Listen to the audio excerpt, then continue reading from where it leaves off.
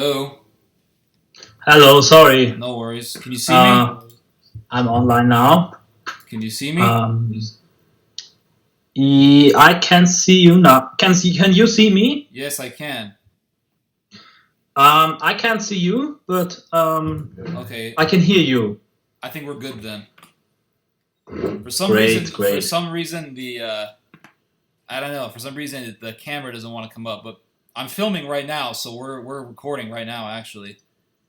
Cool, cool. Yes. Yes. Do you do it live No, or? no, pre-recorded. Shoebat.com. Okay. I don't know how familiar you are with Shoebat.com. I've looked at the web page and scrolled through your posts, Uh but huh. maybe you can give me an introduction from your side. Oh no, So it's Shoebat.com. It's we've been doing work exposing like Islam, Islamization, Christian persecution, yeah. anti Christian violence done by Muslim terrorists. Um, but I was checking out your guys' movement for a little bit, and Cool. we actually wrote a lot up on Pegida. I don't know if you saw that. Yeah, I know him. Yeah. Yeah, I see. Pegida. So you had collaborations with Pegida. No, no, no. I don't. I did research on it. And we wrote on Pegida Yes. a few times. Yes. Cool. Good. But Good. Good. anyway, so how's everything going over there in Austria? Yeah. In fact, it's well, I don't. I can't say fine. It's we are still suffering, from the consequences of this of the massive immigration and of the refugees welcome crisis. It's like it's becoming a daily thing that you hear about rape or something like that. So it's really I would say a very very problematic situation. But Mm-hmm. on the other hand, we see patriotic movements, patriotic parties on the rise, Mm-hmm. and I think this will continue during the next months in Austria and Europe. Very well. And so you're the head of a movement called the Identitarians. Is that correct? Exactly. I'm in fact in Austria. I'm the co-leader of the identitarian movement, but I also co-founded it in Germany. So I have a lot to do with the movement in Europe. Yeah, I've been watching your videos. You've been doing these big speeches and all that. It's quite interesting. In Germany, in Dresden, you did a speech, if I'm not mistaken. Exactly.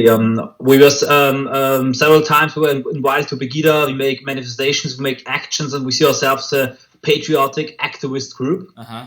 who also wants to take this form of political protest Mm-hmm. that has been occupied by the political left Mm-hmm. and somehow appropriated for conservative and Mm-hmm. patriotic Yeah. ideas.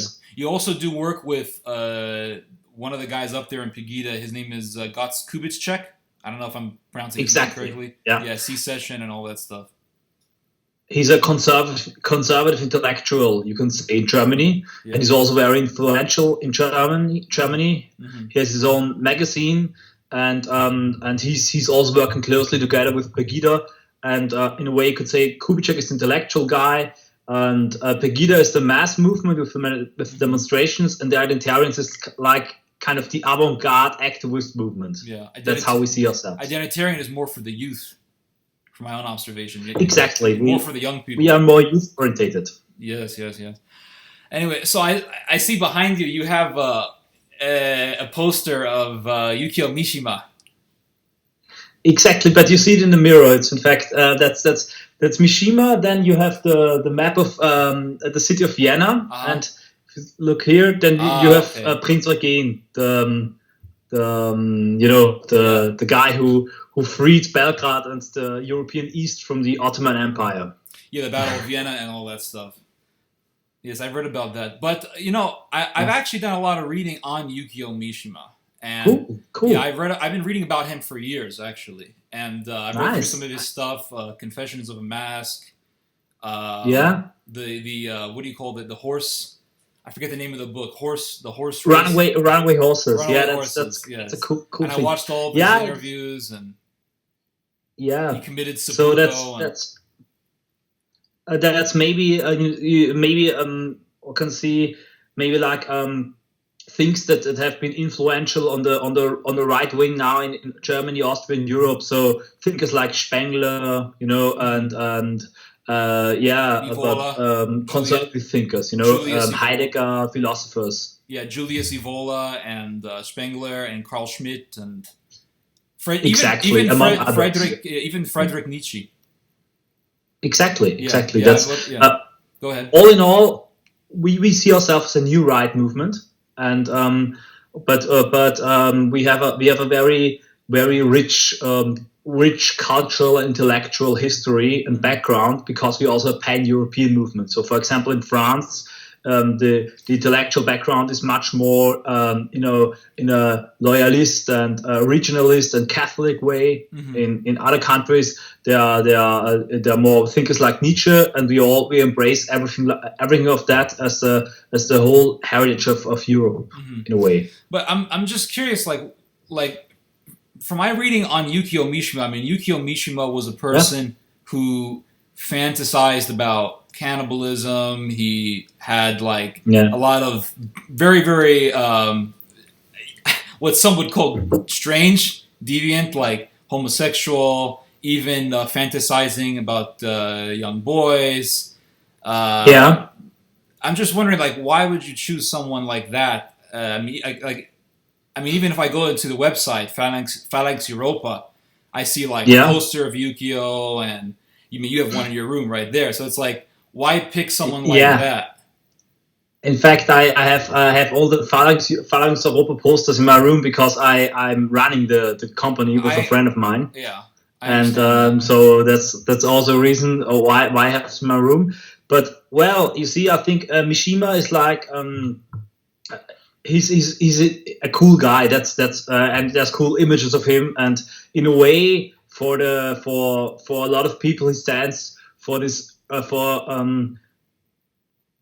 a futile but very idealistic revolt against modernization in Japan. That's I think the position he stands for. In fact, I have to say, when I read the Confessions of a Mask, I was also very shocked, and in a way also repelled by that. But I don't know if this is really him as a person, or if he just was writing about it. I don't think that he really committed everything he wrote about. In a way, I think he's a very tragic, a very interesting figure. So I also did, I studied philosophy. I also did a paper on him and on Japanese philosophy. I don't know if you how do you know about it? No, I don't. The School of Kyoto. No, I didn't know that. Okay, it's very interesting. In fact, Mishima is also a figure for Japanese conservatism. Yes, and I know that. Japanese that I do know. Yeah, very popular. So, in a way, you also need figures and symbols, and iconic images. Yeah, and just like Nietzsche, his whole life and his and his legacy is something you can print on a T-shirt, and you can do that with Heidegger so much, But even on, for example, I was looking through the magazine that's ran by Gotz Kubitschek, C-Session, and it says here, exactly, yeah. For example, there's an article written by Daniel Napierkowski, and it says here, already there are numerous themes that are drawn like red threads through Mishima's work: the death affection, the erotic affection for boys, the conspicuous emphasis on breasts, and above all, armpits on male bodies. Yeah. It's a very disturbing stuff, and I'm curious as to why you would pick someone like that as one of your images for your movement. You see, he's not I think you have to discern here. So he's not a movement he's not an image of the identitarian movement. So not at all, in fact. You have him on posters. Sorry? You have him on posters. You have a T-shirt with him.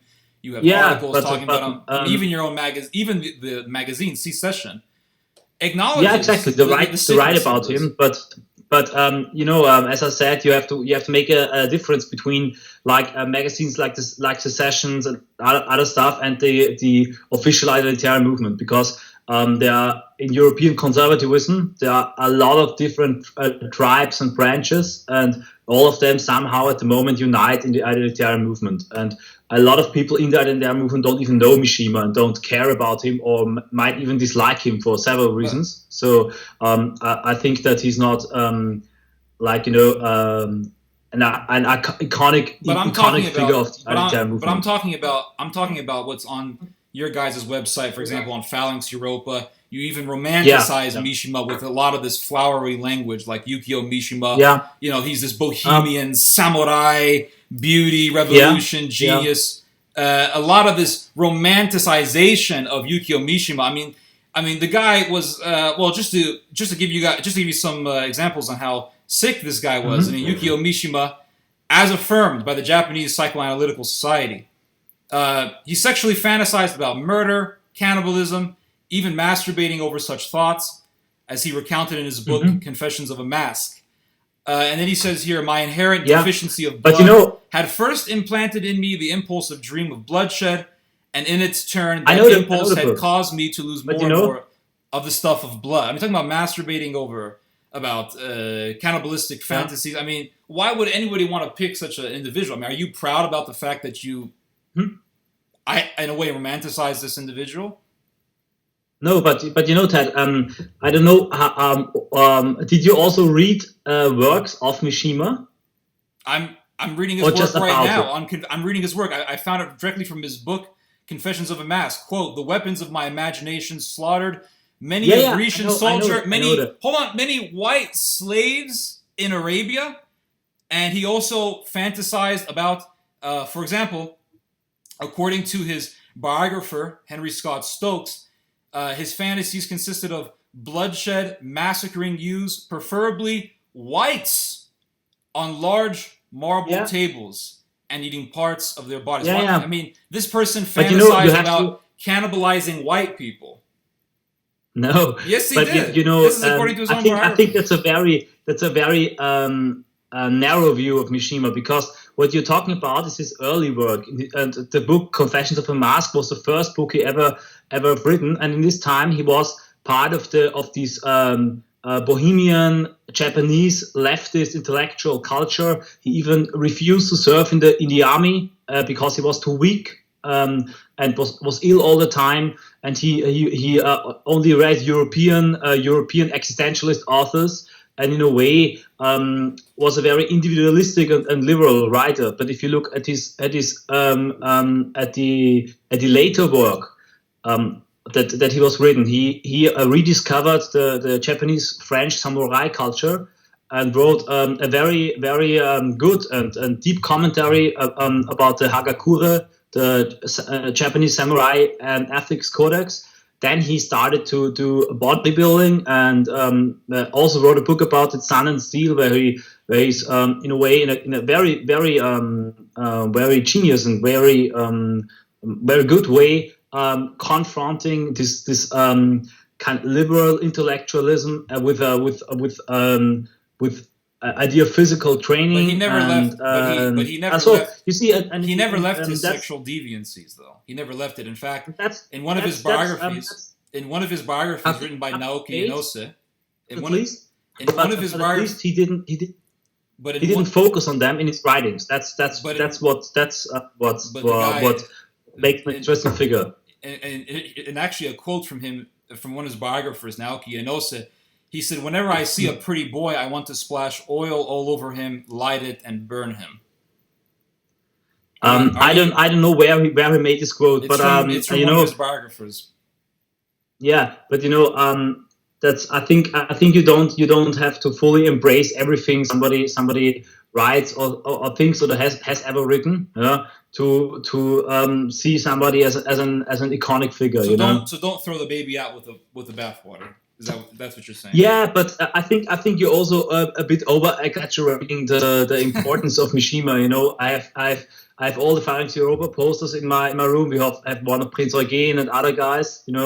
And he's just like he's a symbol for in Europe or in the European New Right for the Japanese samurai culture. So he's the icon for that. And the samurai culture was riddled with homosexuality, pederasty, even the idea that the samurai, when he sodomizes a young student, he will infuse into him his energies, his skill, all of the sick and very deviant. I didn't know about that. Yes. But same thing with the Spartans, by the way. It's the same thing with the Spartans. Sorry? It's the same thing with the Spartans.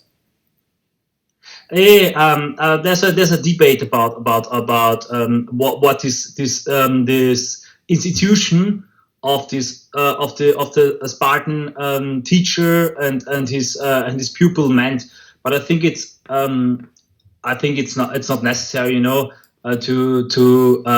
reject the whole Japanese samurai culture. You can admire in a way as an equivalent or something, comparable to the European chivalry, and that's why we have Mishima on these posters, because he's like he's become an icon for a modern version of a Japanese samurai. That's a thing.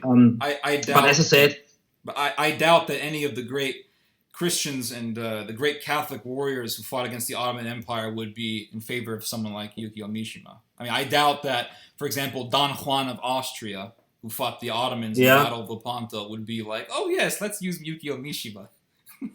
I really doubt that. I don't think so, but that's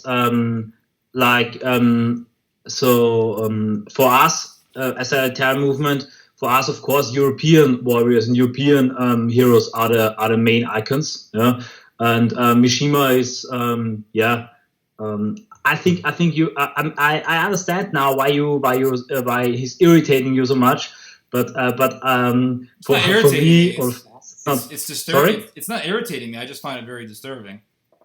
Yeah, I understand it, but it's like why you find it irritating that you can find him on posters or somewhere else, yeah. Well, I mean, you have people who put ISIS on their T-shirts, and ISIS is bad. You're like, it's just a symbol. It's not a bad thing.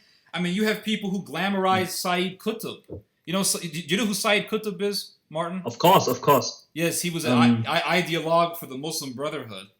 Yeah, I know him. And he didn't kill anybody, but nonetheless, he provided the ideological framework for the Muslim Brotherhood, and I could easily use the same arguments that you're using. I could say, well, Sayyid Qutb said really bad things about Marxism, and he said some things against the cultural, the imperialistic nature of American culture, how America spreads its materialism around the world.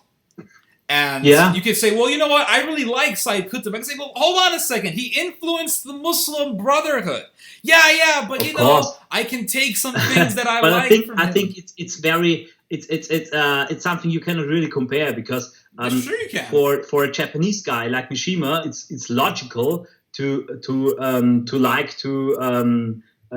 in a way yearn for a revival of Japanese traditional culture, and that's the whole deal about it, Sayyid Qutb can say the same things. He wants to bring back traditional Middle Eastern culture different. And Muslim culture. I think it's a bit different, Sayyid Qutb. I think that in fact Japanese warrior culture and Islamic warrior culture both have a lot of similarities. Other than the facts that the Japanese were Shinto and Buddhist, and they worship the sun and all that, and the Muslims worship Allah and they follow the Prophet Muhammad.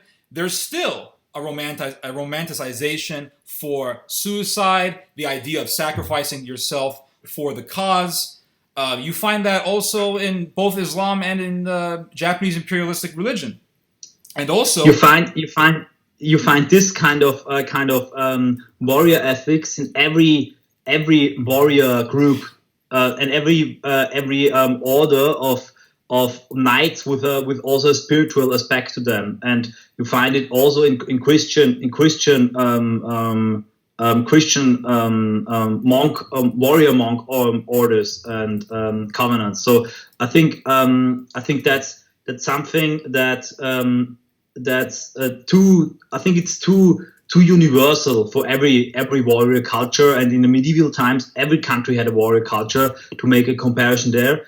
I think the problem with Islam, and where there's a huge difference between, for example, like a traditional Japanese culture or someone else, is like this global dominance. They are seeking by military means, and I think that's something that's a huge problem with the Islamic warrior culture. Have you ever heard of Shumei Okawa? No. Shumei Okawa was a guy who was very much involved in Imperial Japan during the Second World War, and he was actually found to be guilty of war crimes after the Second World War. He actually made, a little food for thought, he actually made the first Japanese Quran. And he was also very much in this warrior Japanese culture. He was very knowledgeable on it. In fact, he carried it out. He loved it. And he loved Islam because he saw in Islam a similarity with his own ideology. And he would eventually, after the Second World War, because the Americans thought he was crazy, so they put him in the crazy house. While he was in the crazy house, he was so crazy and that he made the first Japanese translation of the Quran. So Shumei Okawa would agree with my parallel, but not with Martin But you find those guys, you find those guys anywhere. But if you look at the Japanese Shintoistic religion, it's very, very ethnocentric. They even rejected Buddhism in the Meiji area, and they would have never accepted like an Islamization or Islamic ideology. Also, the Islamic theology is completely different to the Japanese traditional Shintoistic religion. That is in fact very, very pluralistic. I see more similarities between, for example, Catholicism and Shintoism than between Shintoism and Islam. Saint Francis Xavier would disagree with you, Martin. I don't know. Are you Catholic, by the way? You're from Austria. Are you Catholic? Yeah. You're Catholic. So am I. So am I, Martin. And Saint Francis of Xavier would completely disagree with you. In fact, Saint Francis of Xavier, he did the first mission to Japan, and when he left, he said that these people are absolute heathens. And it was completely contrary. You have to understand. Of course, but there is I think there's a link between Catholicism and pagan worship of the countryside, of nature, and there's a possible link in there, because of the Catholic understanding of the nature of Jesus Christ, who was God as well as man, while in the Islamic tradition and in the also in the Jewish tradition, and some also in parts in the Gnostic or in the evangelical tradition, they keep this complete division between God and world. This forbid idolatry and so on. So I think that in a religion or a tradition that is very much linked to the countryside, to nature, to worship of your ancestors, that all these parts you find very much in Catholicism. You know, if you look all the graveyards, if you look at the richness of these rituals in Europe. Yeah. So I think that's something that's dividing in a way Catholicism from the other monotheistic religions. The church fathers would utterly disagree with you, Martin. Saint Justine Martyr, Saint Augustine even said in his yes. Saint Justine the Martyr might disagree, but Saint Augustine wrote that they made this historic compromise between the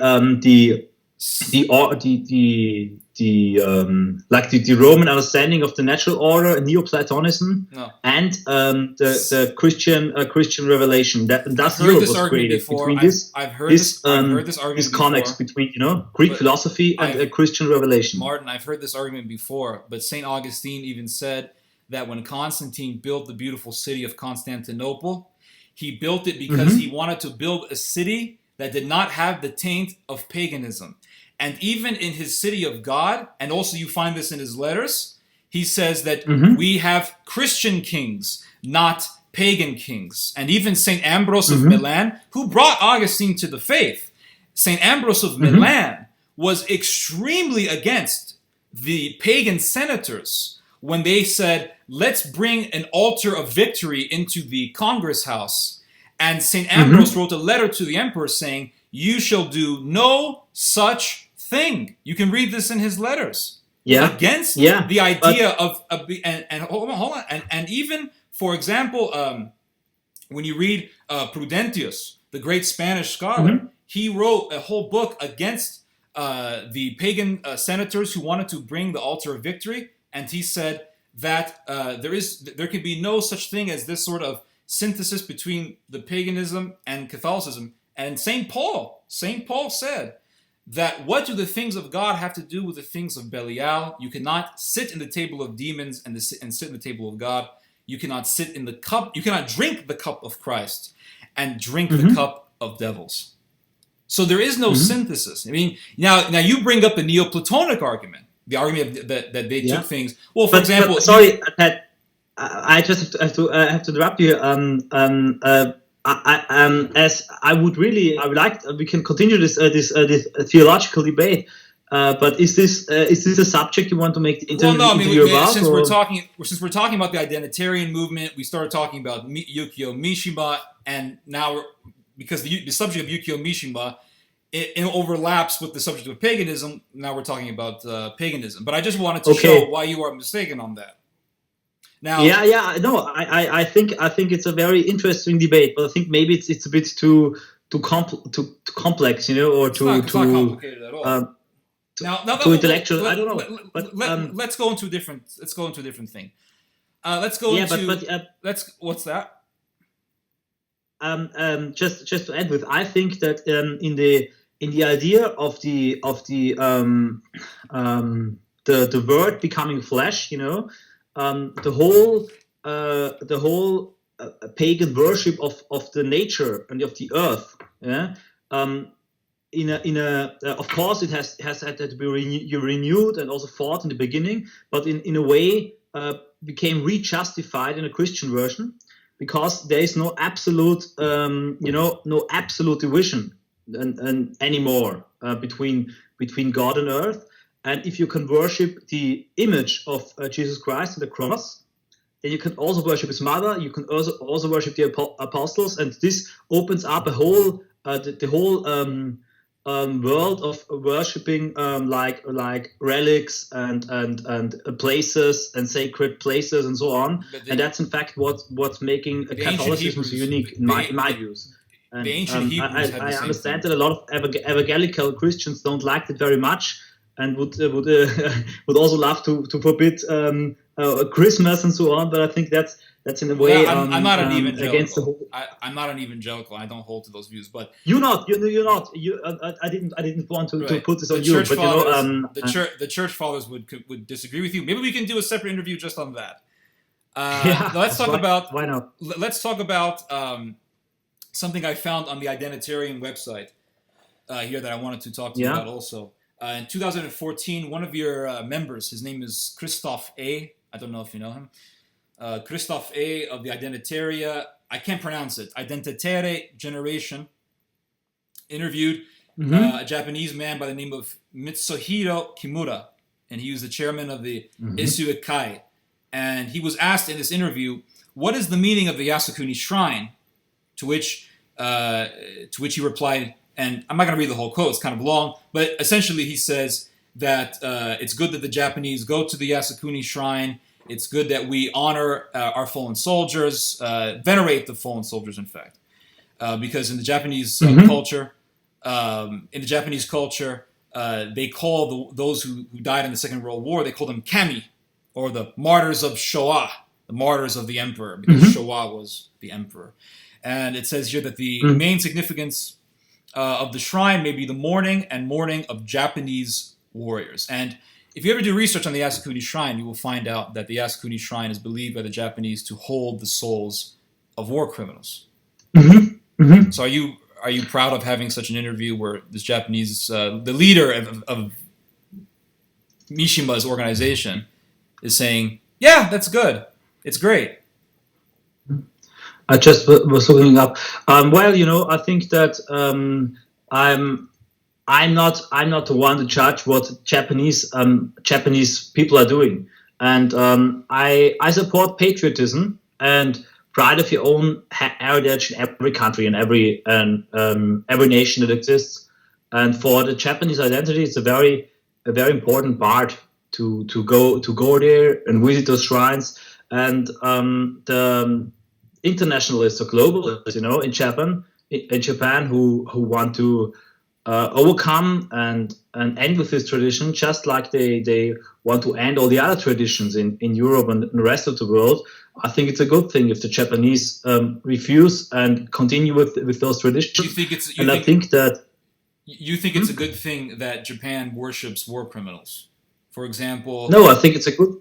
I think it's you have to in a way find a way to honor your ancestors who died and fought not only in one war but for all the wars without being like nationalistic, chauvinistic, and also denying the mistakes and the crimes you committed. And as far as I know, the Japanese politicians at the moment are still going to the shrine, but at the same time are accepting and in a way also addressing the crimes that Japan committed. And I think that's the same. Let's look at the facts here. I mean, one of those worshipped in the Yasukuni Shrine is Iwana Matsui, who was one of the leaders responsible for the massacre of 250,000 Chinese people in Nanking in 1937. And they worship this man as a kami. In fact, you can go to the official website for the Yasukuni Shrine, and they say that these people are gods, kami, like kamikazes. Yeah. So you think it's what's your intention about that? My simple intention is to say, well, this is wrong. Don't you think that it's wrong to worship war criminals? And you bring this guy over who says, oh yeah, we're simply honoring our culture, and you say, oh, they're simply honoring their culture. I mean, Martin, you sound like a liberal, to be honest with you. Like, oh, honoring their culture, his culture, their culture. That's okay to honor their culture. I think you sound. Sorry, Ted, but you sound like a typical left liberal in Europe at the moment. Because I don't like war criminals. We would talk about important issues that are concerning Europeans at the moment. 250,000 dead is not important. But you are searching for I don't know what kind of interviews and in a way I really don't know what's your intention about that what's your intention behind simply it. Asking you. As I could say, I don't support any war criminals or war crimes. But this is part of the Japanese culture. Japanese people want to go on with this tradition of this shrine, and who am I to forbid them to go on with this tradition? It sounds like exactly like the liberal. They say, well, the Aztecs plucked people's hearts out. The Spaniards came over and said, hey, this is wrong. And the liberal comes in and says, well, who are you to say? That's part of their culture. I don't necessarily disagree with it. It's the same mentality. I don't necessarily agree with Aztecs plucking hearts out. No, I don't think so. But you see, you have here. There's a big difference. I think there's a big difference, and I think that at the moment it's also a bit. I think at the moment I'm not concerned about Aztecs or whatever, because Europe is being overrun and swamped and by foreigners, Martin, becoming in fact an Islamized area at the moment. You're preaching to the choir. I really don't care about some Yasukuni shrine and it's on your website. And one interview. It's on your website. But it was one interview among many, and I really don't understand why I should what's the link between condemning the identitarian website. Doing their tradition it's an evil tradition. Resisting the mass immigration and Islamization to Europe. It's an evil tradition. It's an absolutely evil tradition. In fact, in the same interview, the Generation Identitarian website stated that Mitsuhiro Kimura's organization, the Issyu-kai, founded by Mishima, your hero, the article says it's commonly counted as new right. Isn't that what you guys consider yourselves? New Right?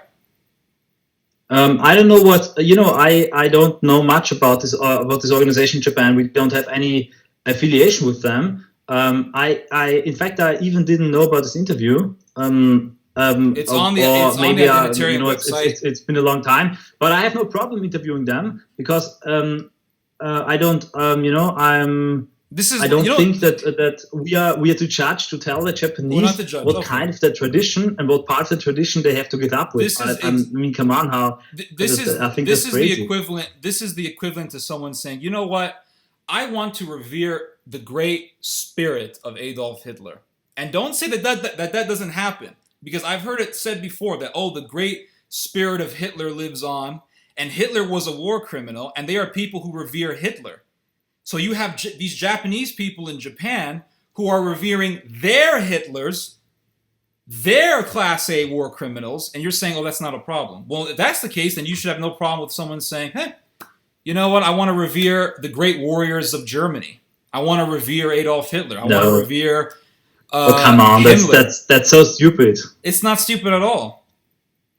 It's the same thing. That's the same thing. Crazy. Iwana Matsui, I know that's all you can say, but Iwana Matsui butchered over 250,000 people in the massacre of Nanking, and thousands more women were raped in Nanking, and another war criminal that they worship is Akira Muto. In fact, in the Yasukuni shrine, they also worship Tojo, the guy who orchestrated the Pearl Harbor attacks on American soil. So as an American, I find that disgusting. It's like someone saying, I want to worship the 19 hijackers.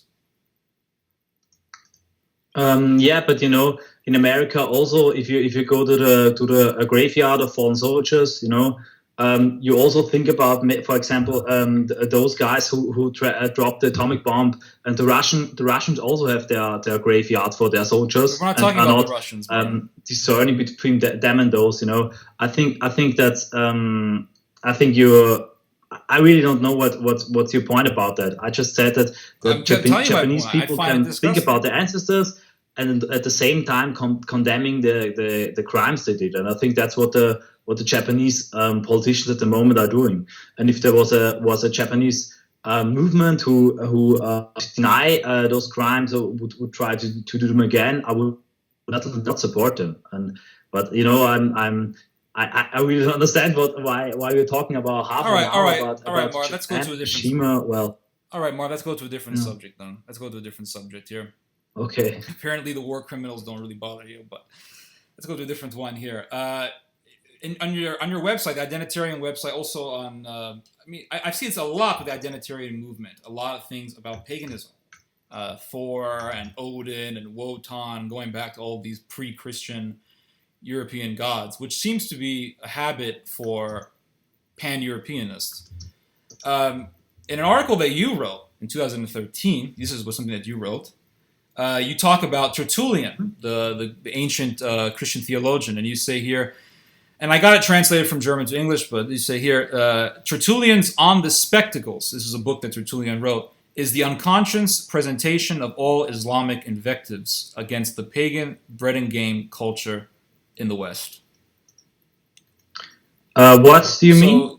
This is something that you wrote. You spoke of Tertullian's book. Can you send me the link because I would like to read it in German. You wrote it in 2013. Yeah, but like reread in German to better understand it. Well, I'll just ask you this simple question. Do you think that there is a similarity between the early Christians and the Muslim migrants? No, I think it's a complete different thing what's happening now in Europe, because the Christianization of Europe was not done by demographics. Mm-hmm. But by conversations and other marriages and political. It was in fact a political process and a religious process, while the Islamization of Europe is not taking place by mass conversations, but by demographics and by massive immigration. Okay, I'll go on into another one then. Are you familiar with Marcus Villinger? Yeah, he's not a part of a movement, but he wrote a book about the whole subject, I think 3 years ago. Yes, he wrote a book, The Identitarian. He's an Austrian identitarian, and he wrote a book. Willinger's works are published by Arctos, which is ran by Yeah. Daniel Freiberg. And he says here that the truth is that Christianity is dead in Europe. And then he says here, if Europe is to renew itself, it must honor its pagan heritage. Something that you agree with, or?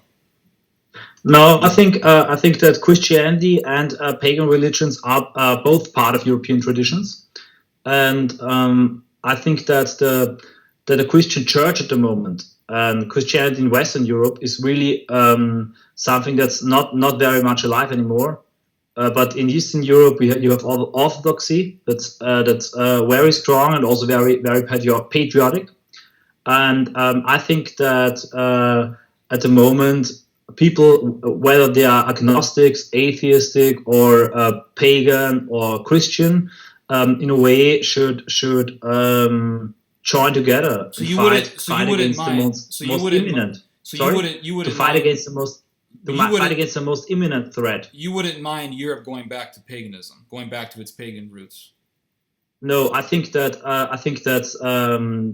People not something that's realistic. But I think that people. You wouldn't mind seeing people going back to Odin and Thor and this Wiccan religion. People want to do that. I will not force them to. We're not talking about force here. I'm asking you. You wouldn't have any problem with Europeans going back to their pagan roots. If some people want to do that, they can do that, and I think that our movement is a perfect example that those two, as I would say, fractions of conservatism can coexist, because we have a lot of very devout Catholics and Christians in the movement, as well as atheists who don't care about religion, as well as people who are interested in paganism. So then, let me ask you this question. I mean, the pagan religion back in the ancient times, I mean, that's part of the tradition of Europe, right? You bring up the tradition of Europe and the roots of Europe and all that. But when you read the history of paganism, for example, the earliest Christians would not agree with you. In fact, the earliest Christians were butchered by the pagans. I mean, look at the martyrs, Catholic martyrs, Saint Blandina, Saint Attalus. These people were butchered in Europe by the pagans. They were cooked alive. They were fed to wild animals. The pagan Rome was absolutely evil. And you look at the Northern Europeans, look at all these things. I mean, it was so evil and anti-Christian. Are you proud of this history? Are you proud of paganism? Are you proud of people going back to that religion? This back to roots religion? This is like in Mexico when they say, let's go back to the Aztec religion. Let's go back to the religion of our ancestors. And they end up worshiping Tonatiuh. And look at Mexico now. It's an absolute mess. It's an absolute mess. I think so you want Europe to go back into this very despotic religion called paganism. Not at all. I never said that. I just said that I embrace the wholeness of European tradition, and I think as a European you can be proud, of course, of the Christian European culture and the medieval Christian Europe, but as well of the ancient Greece and Roman Europe that are also part of the European soul. Mm-hmm. Maybe where do you come from, Ted? I was born in the U.S. So I mean, maybe you don't understand this. Believe me, I understand. You don't have this kind of culture. Martin, you are in fact a very young country, and you don't understand that you can also have a broader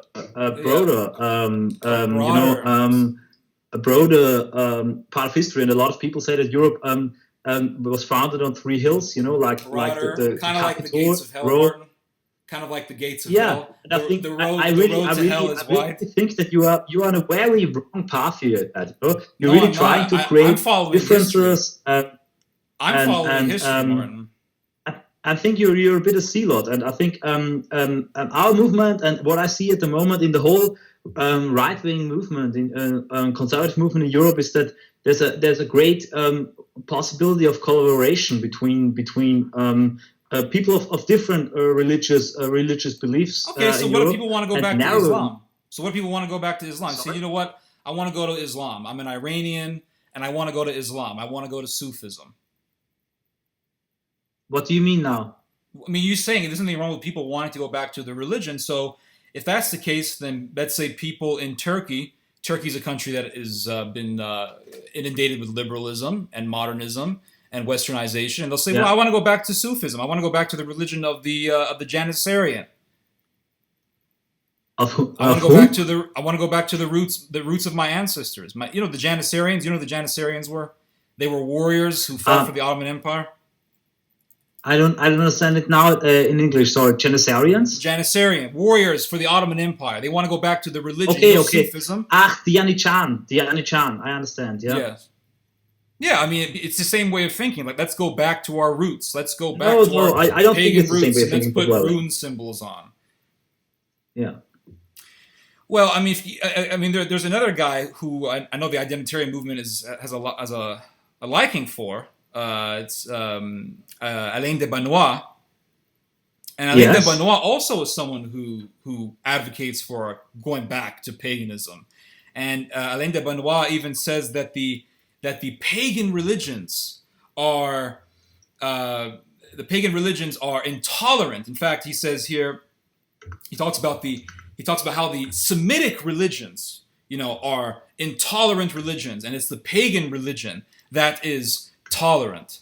And if you read Eusebius's ecclesiastical history, he talks about how the early Christians, for example, in Gaul, and this is also recorded by Saint Irenaeus of Leon, talks about how the early Christians were put on chairs made of steel and cooked alive by pagans, and the pagans were just in ecstasy watching Christians get cooked alive. And we can also go into detail about human sacrifice amongst the pagans. And even Justine Martyr talks about how the ancient people in Italy would sacrifice people to the god Saturnus. You can even look at Firmicus Maturnus, the great Christian scholar, who was also a senator and a former pagan, talks about how the pagans would commit human sacrifices, how people who worship Mars were very violent and very warlike. The early Christians even talk about how they would throw people into rivers to drown them. I mean, this is the pagan roots. You want to go back to paganism? When do you stop? When do you stop? That's not what Alain Benoit wanted. But he's in fact in his book about neo-paganism was also something that he wrote in his young age. I think he's now that is older, in a way, come to term. There are a lot of very interesting debates between Alain de Benoit and Christian priests and theologians. I don't think that anyone in Europe or the European right really thinks that Europe should return to paganism and hunting Christian. I really completely. I don't understand. That's how it always ends, Martin. How you come to these ideas. I think that's completely irrelevant. Sorry to be like that, but really, what you are talking about is nothing of my political reality. Nothing I ever in any time think about.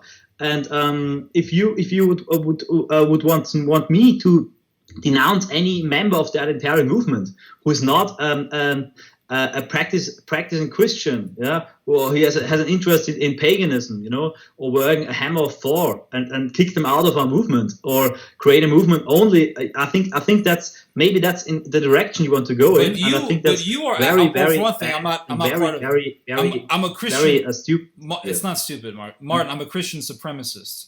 I believe in the actions of the great Constantine, who was a Roman emperor, who defeated pagans. He defeated and vanquished Licinius. Yeah, but vanquished Maxentius. Sorry. So what? That's part of our European history. That's part of our Catholic history. The only people now who are defending Christian culture in Christian Europe and Christian churches are a small fraction of European Christianity. and European pagans and atheistic critics of Islam and immigration.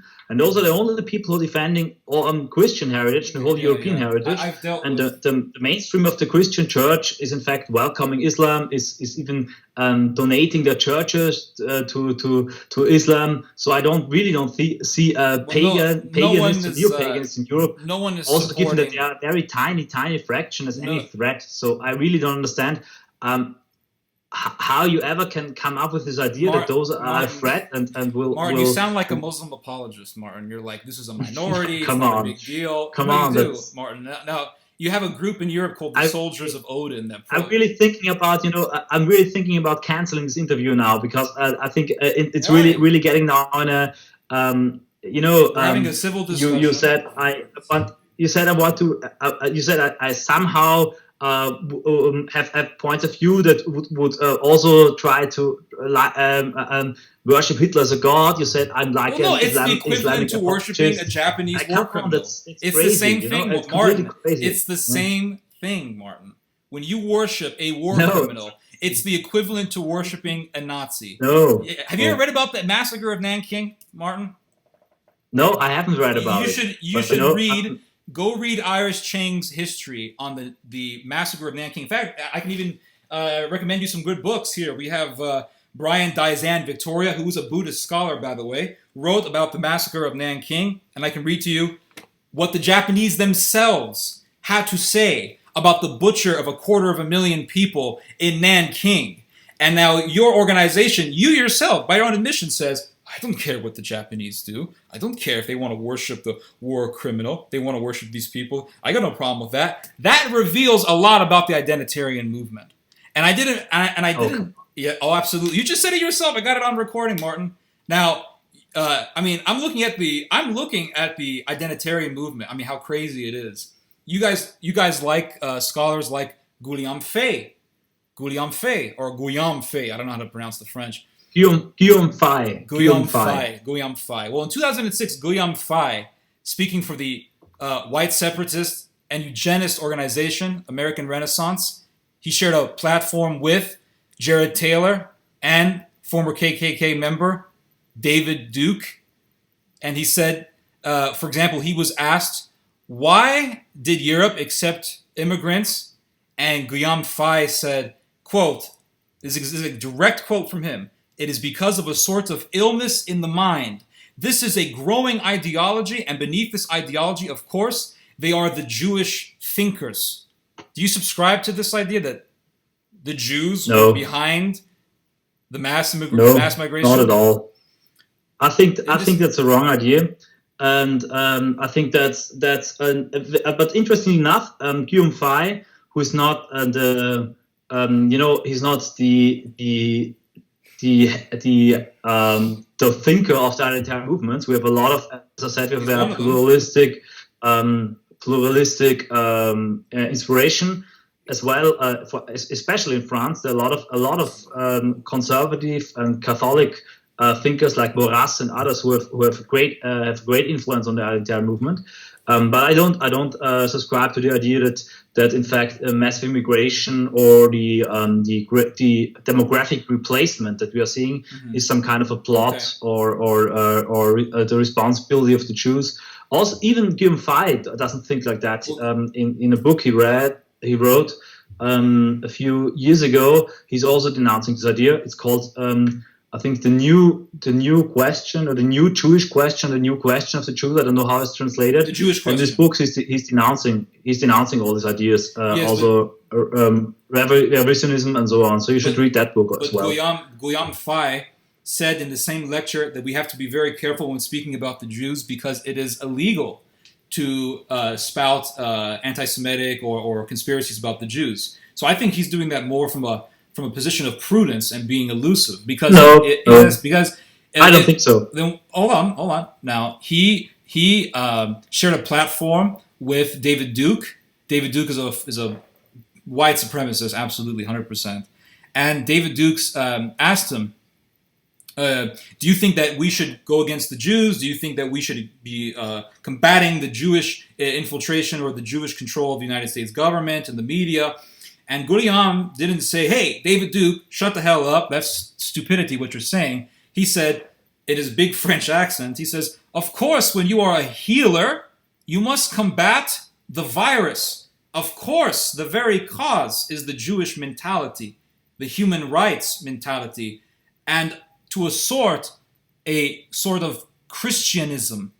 So here he blames, quote unquote, the Jewish mentality and quote unquote Christianism.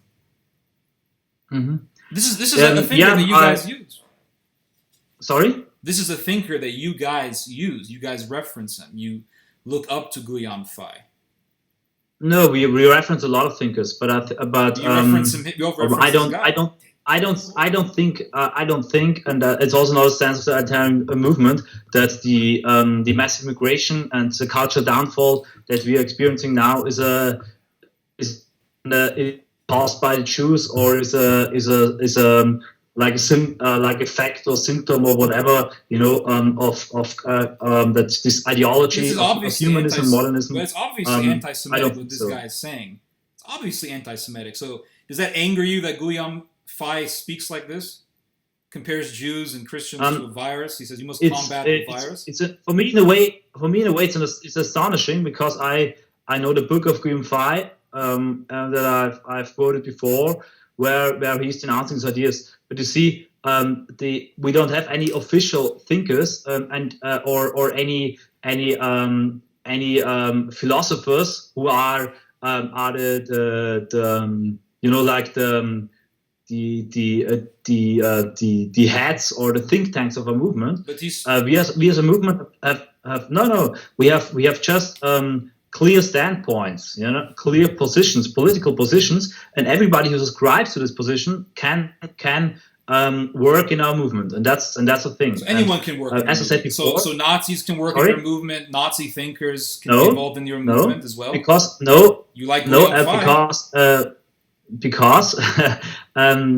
as our movement and as an entire movement, we clearly distance ourselves from these ideologies, then you should from the ideology of National Socialism. Great. That's for us. It's one of our standpoints, and people from various backgrounds and dominions and religions and so on in European are trying to get in this movement for this idea. Well, great. Then you guys should stop referencing Guillaume Fay. You guys should stop getting involved with these Japanese nationalists who revere war criminals. That's a start. I would also remove that Yukio Mishima one interview on our page. I think that's not a very deep level. But it's on your website though. It's part of your movement. You guys sell posters. Yeah. Listen, if somebody believed in cannibalism, Japanese people, and believed in worshiping war criminals, I would completely distance myself from that individual. From Yukio Mishima. Yeah, you guys sit there and glorify and romanticize the leader of this movement. Now let's look at. No, I personally think that Yukio Mishima is a very interesting author and figure. But as I said before, Yukio Mishima is not any figure or any iconic figure of the identitarian movement. You will find no leaflet, flyer, or whatever of our movement that is symbolizing him. And just as I personally find him interesting, a lot of other people in the entire movement have completely different interests. You're the head of the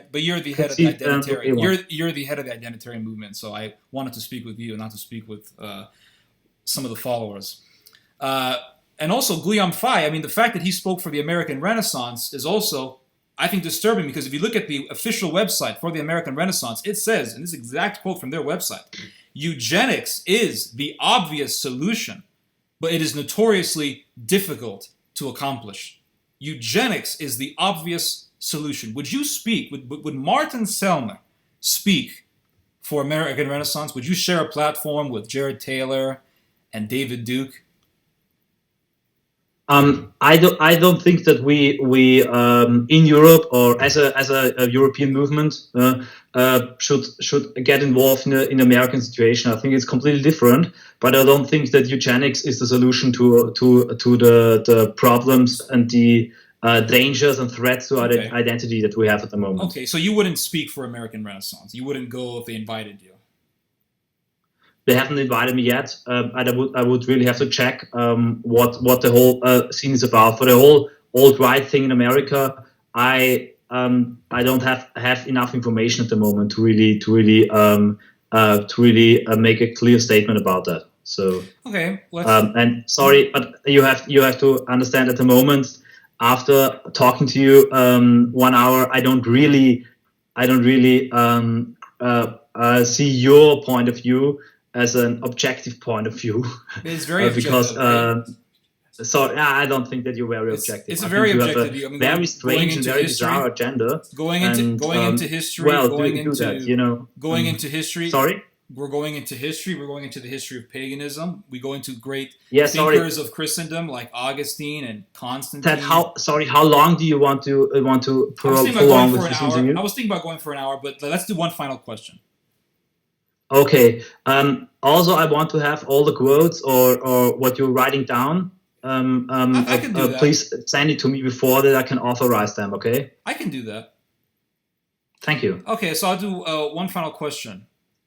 In your video, in one of your videos, I watched all your videos in English. You have a number of videos that you've done in English, and I watched those videos. And your research. I did a lot of research on you guys, actually.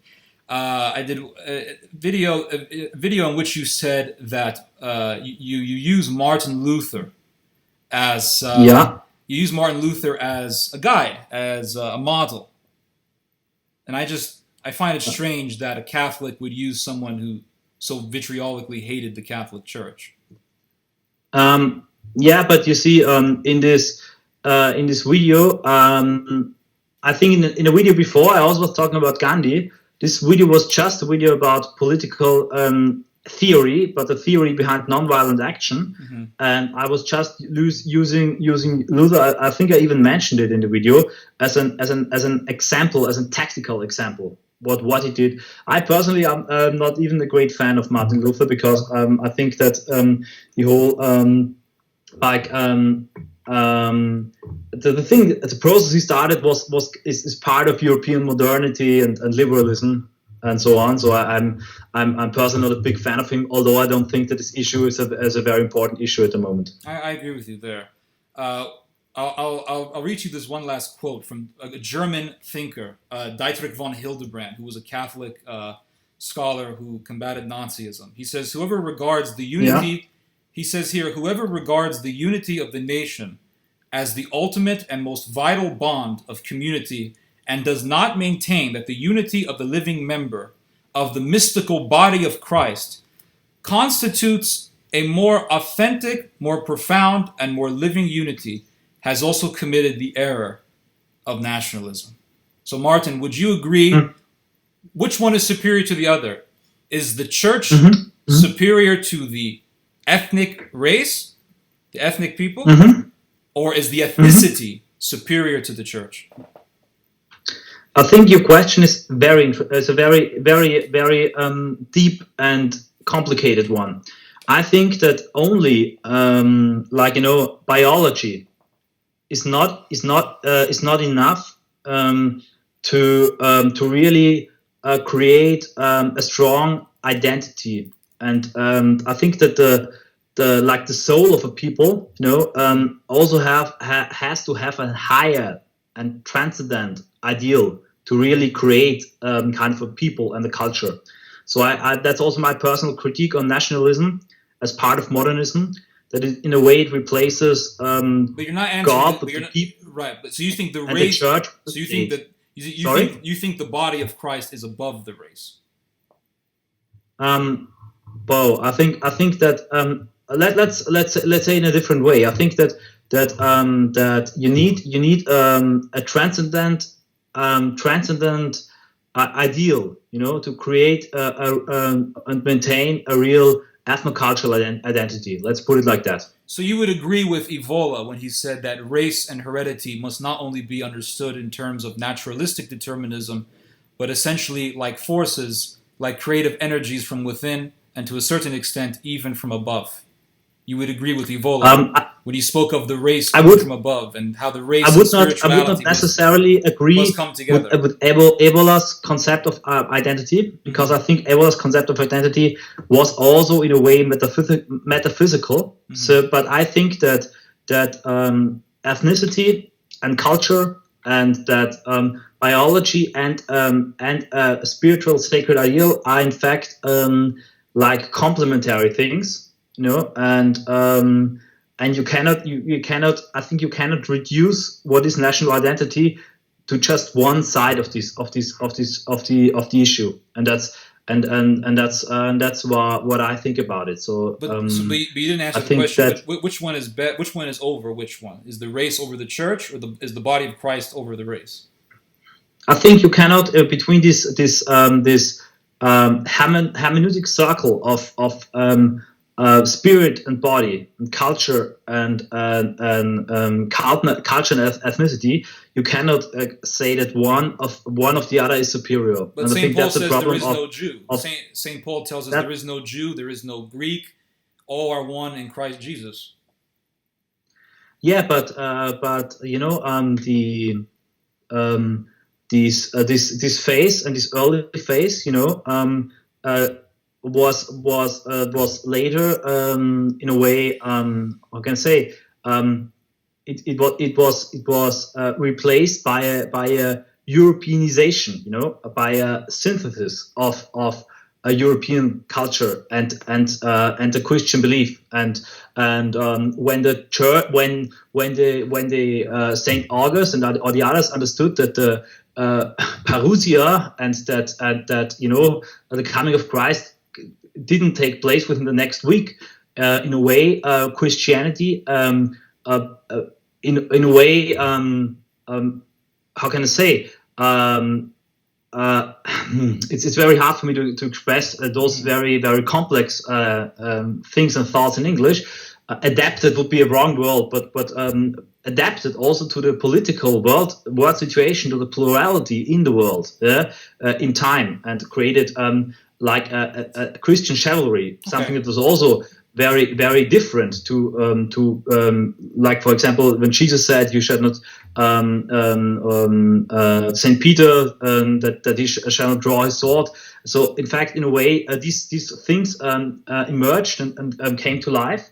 And all these Christians movements, who like going back to the early Christians, most of them are this Jehovah's Witness style of movements, who denying national identity, denying borders, think that the revelation, the coming of Christ is near, are very apocalyptic and are very heretic. And in a way, I think that this kind of thinking that is very, very common and very popular in the English-speaking world in America, because of your ancestors who go there, who were, most of them were had like were very special Christian subgroups.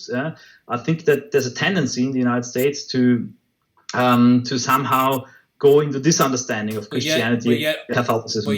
But that's not mine, and that's not the European one. But yet Augustine praised Constantine and said, we do not no longer need or want pagan emperors. Did not want to go back to the roots. He wanted he wanted Christianity to transcend and surpass paganism. He didn't want to go back to the roots of the Roman Empire and the Roman race. So, Martin, we've talked about an hour. So I he didn't want to, but he created a new kind of empire, a new kind of empire, and a new kind of thinking that created the Roman Catholic Empire. Yes, not one based on that paganism. Was also very was not denying its ethnocultural not one based on paganism, identity. and wasn't one that was centered on race. Martin, we gotta get going. It was great talking to you. It wasn't. It was. Yeah. You want to finish? I'll give you the last word. I think that given the very interesting development of the speech, I think facing massive immigration and Islamization in Europe, I think that people, atheists, Christians, pagans have stand together to defend our common heritage, and I think that everyone, every patriot, every conservative at the moment needs to to stop with in my views at the moment, useless in-group fighting and unite against the most common, most imminent threat, that is massive immigration, Islamization. Martin Sellner, thank you for coming on with us. Thank you.